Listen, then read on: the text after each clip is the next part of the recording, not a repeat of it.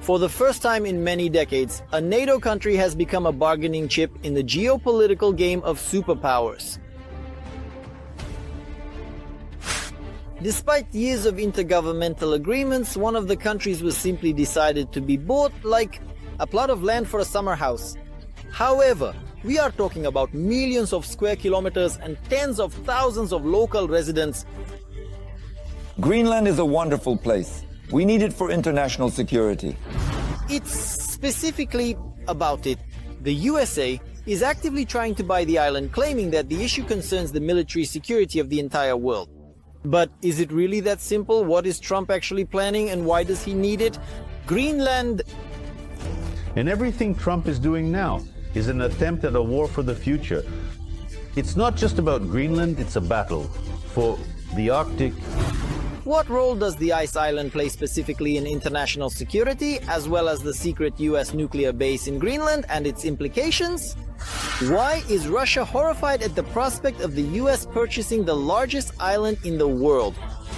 Watch all about this and exciting right now in Arsenal. Donald Trump has been trying to buy Greenland since his first presidency. At that time, he was refused.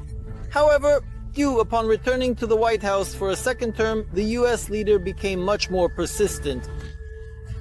Greenland is a wonderful place. We need it for international security, and I am sure that Denmark agrees with this. Denmark spends a lot of money on Greenland, and the locals are dissatisfied with Denmark. Maybe you know this. I think they will be happy to have us. Over the past 5 years, the military and economic significance of the largest island on the planet has only increased. This is all due to global warming, Russia's aggression against Ukraine, and the strengthening of military and economic positions by China, the main rival of the US, according to Washington's statements. It is worth noting that this is not the first attempt by the United States to buy Greenland. The first time this happened was back in 1867.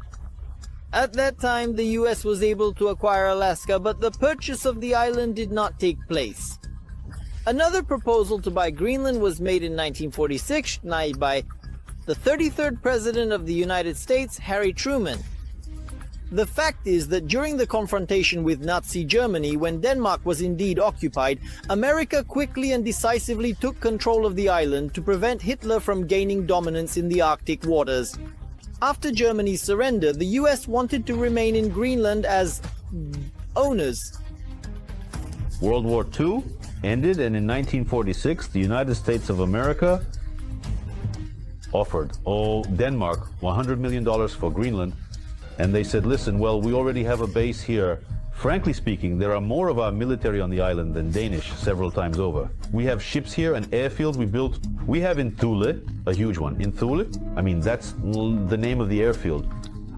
In Greenland, we have a good base, very convenient. So let's have you sell us Greenland. And they offered $100 million. The Danes refused, but the Americans didn't leave the island.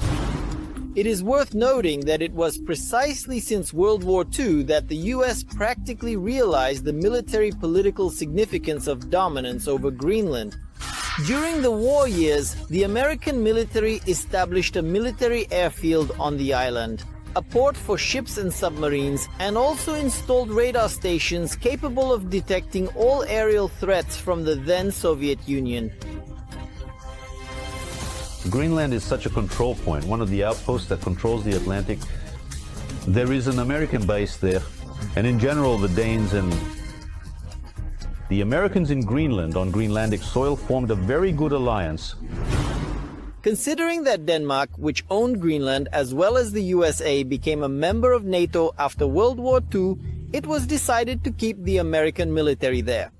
And for many decades, those very American military bases were a crucial element in the West's struggle against the USSR during the Cold War.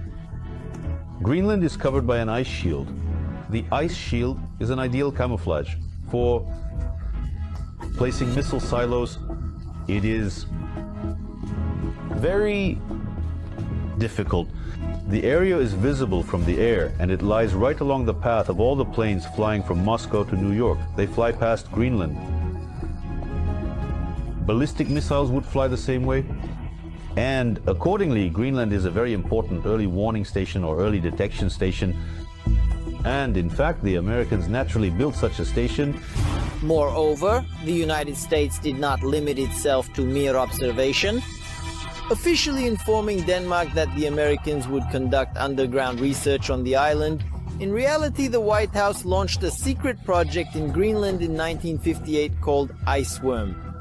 Numerous dozens of kilometers of tunnels were dug into the ice in order to house missile silos and extensive nuclear weapons. The plan was to deploy up to 600 nuclear missiles there, simultaneously, which were supposed to constantly move between 2,100 silos, meaning it would be unclear in which silo a missile was located. Accordingly, the total area of this facility was 84,000 square kilometers. Well, that's incredible. Obviously, such a base would be very difficult to detect, as the military says, and would provide a strategic advantage in the event of a nuclear war.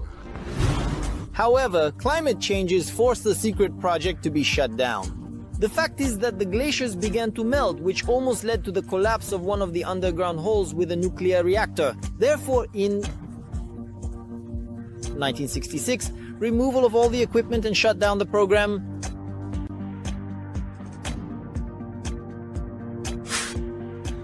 During global warming, another important detail has emerged. It turned out that the icy island hides a wealth of mineral resources beneath its surface, and with each passing year they are getting closer to the surface, making them easier to extract. In the Arctic, it is estimated that between 15 to 35% of the world's undiscovered oil and gas reserves are concentrated. These are incredible reserves. There's a huge amount of rare earth metals. There is gold, there is nickel, there is lithium. The entire table is there, Mendeleev, and the Arctic is unclaimed.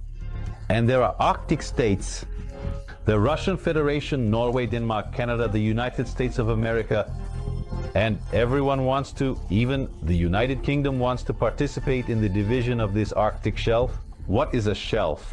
Well, there is the unquestionable concept of territorial waters. 200 kilometers from shore is yours. Many analysts agree that this was precisely what sparked Trump's increased interest in Greenland. Although its military significance should not be denied either.